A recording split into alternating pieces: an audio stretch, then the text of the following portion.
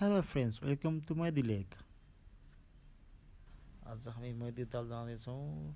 मैदी ताल लेखनाथ अवस्थित मैदी ताल 8 ताल मध्येको एक ताल मैदी ताल हो।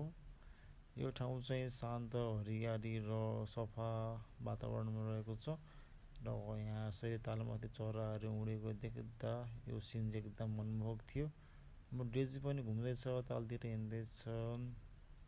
मलाई चराहरू यसरी माथि उडेको चाहिँ एकदम मन पर्यो। तालमा राम्रो भ्यू देखेको थियो। ठाउँ चाहिँ मलाई राम्रो लाग्यो, सफा सुन्दर छ। हाम्रो डेजी पनि यसरी घुम्न आफ्नै पारामा हिँड्दा बिजी छ भने यतापट्टि मान्छेहरू धानको बिउ काट्दैछन्। यसरी धान लगाउनको लागि, धान रोप्नको लागि मान्छेहरू बिउ निकाल्दैछन्, यसरी बिउ काट्दैछन्। धान लगाउने तयारी भइरहेको छ। धान रोप्ने तयारी भइरहेको छ भने यो चाहिँ धानको बिउहरू हो। यसरी यहाँ धानको बिउ काट्दैछ भने त्यसरी ट्र्याक्टर लगाएर खेत जोत्ने काम भइरहेको छ। ट्र्याक्टरले यसरी चाहिँ खेत जोतिरहेको छ। यस ठाउँ रमाइलो रहेछ, ठाउँ रमाइलो लाग्यो मलाई चाहिँ। धेरै पछाडि यसरी ट्र्याक्टरले धान रोपेको पनि देख्न पाइयो, धान रोप्नको लागि जोतेको देख्न पाइयो। ठिक छ, राम्रो लाग्यो, रमाइलो लाग्यो ठाउँ चाहिँ मलाई। एकछिन हेरौँ, कहीँ कतै केही खेतहरूमा धान रोपिसकिएको छ। यसरी धान रोप्ने काम सकिएको छ भने कतै ट्र्याक्टर लगाएर जोत्ने र खन्ने काम भइरहेको छ। ल हेर सक्नुहुन्छ सर्लकै यो साइडमा चाहिँ धान रोपिसकिएको छ भने उतापट्टि चाहिँ ट्र्याक्टर लगाएर धान लाउनको लागि खन्दैछ, जोत्दैछ बारी। यसरी हिलामे बारी चाहिँ खनिरहेको छ, जोतिरहेको छ ट्र्याक्टरले।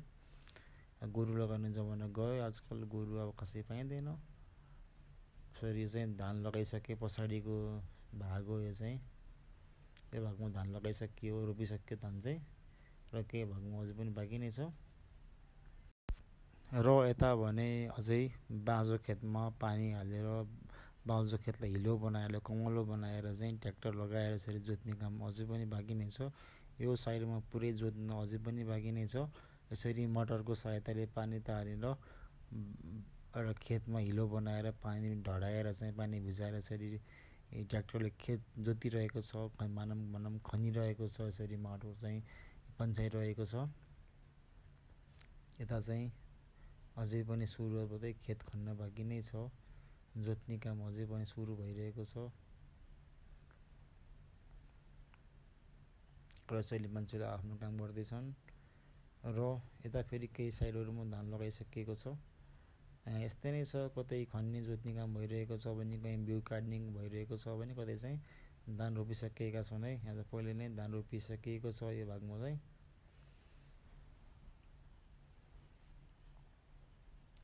ओहो, यहाँ चाहिँ फेरि हाम्रो डेजी स्विमिङ गर्दैछ है, गर्मी भएर होला इन्जोय गर्दैछ। ठिक छ, अब हामी घरतिर लाग्ने छौँ। फेरि भेटौँला। माछा पाइन्छ कि भनेर हाम्रो डेजीले हिँडिरहेको छ, माछा मार्नको लागि माछा कुरिरहेको छ अहिले। ल ठिक छ, हामीलाई हेरेर साथ दिनुभयो, धन्यवाद। Thank you, thanks for watching guys, thank you.